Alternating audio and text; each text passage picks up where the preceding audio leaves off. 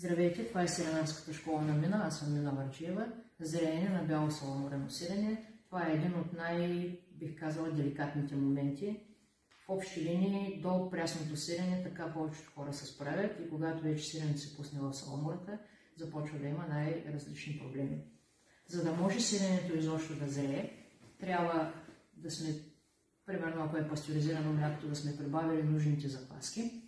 Значи трябва да имаме микроорганизми, млечни кисели или някакви, ако правим някакво различно сирене, други закваски, които да осигуряват зреенето, а също е необходимо да направим условията, при които трябва да се развиват тези микроорганизми, за да осъществяват зреенето. Зреенето представлява следното. Микроорганизмите, които вече сме сложили в сиренената, те започват да разграждат белтъка и мазнината и сиренето придобива вкус и аромат. Без да имаме микроорганизми в суровото мляко или после прибавено при пастеризацията и без да добавим да направим тези условия, които са най-оптималните за развитието, ние не можем да направим зреене на сиренето. Първото най-важно нещо е помещението, в което се работи сиренето и в което сиренето ще се отсежда, защото освен работата директно, която примерно е около час и половина, имаме един по-дълъг период на изваждане на суроватката или на пресоване на сиренето.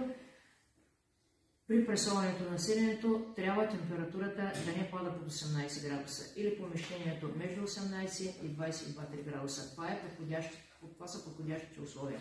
Ако е много студено, сиренето става меко, ако е много горещо, сиренето става твърдо и трошливо и залепва на цеделката. Бактериалните недостатъци най-често при зрението, това е късно шупване. Сиренето се разслоява, получава се една бъдемовидна шупа, то започва да излиза нагоре, прави един неприятен вкус и аромат. Много хора това не им прави впечатление, това сирене така си го хапват без проблеми. Когато е за лична консумация, всеки има личен избор. Когато обаче това сирене ще бъде продавано или давано на други хора, вече не бива шупналото сирене с най-различни модели дупки да става емблема на домашното сирене и да се казва, че това сирене е така като е шупнало, то е истинско. Значи хляба е с дупки, сиренето е без дупки. Това е нещо, което не съм го измислила аз и е хубаво да се придържаме към тези неща. Обикновено късното шупване става при замърсяване на саламурата. Значи, когато сиренето вече се постави в саламурата да зрее, това не е нещо, което е вечно да се запечата и да не се поглежда. Следва това сирене непрекъснато да бъде обгрижвано, да се гледа какво става, ако е необходимо саламурата да се сменя, сиренето да се изважда, да се измива, да се отсежда и така нататък. Сега, когато помещението е студено, значи какъв ни е проблема? Тогава млечно-киселите организми, които трябва да извършат вдигането на киселеността и по-нататък зреенето, те не могат да работят правилно, студено им е и се получава ето това нещо. Да, значи имаме едно подхожущване.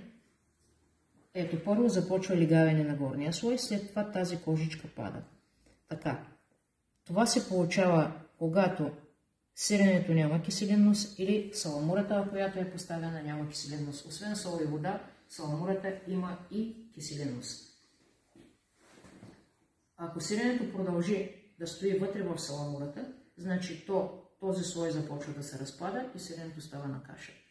Има начини това да се избегне, но най-вече това, което непрекъснато говоря в клипове, пише се на страницата, много е важно млечно-киселия процес да говорим по правилния начин, чрез количеството на киселото мляко, когато имаме пастеризация и чрез температурата на подсирване, чрез това колко време ще бъде пресоването, за да има време да се развие тази микрофлора и чрез температурата на помещението. Това е в най-общи линии за зреенето. Зрялото сирене, сега дали ще бъде прясно или зряло и кое е по-хубаво, това е съвсем тема на друг разговор, който обича прясно си го хапва прясно, но зрялото сирене си има вкус, аромат, ако развие правилно този вкус, аромат и си е много хубаво за хапване. Благодаря, до скоро.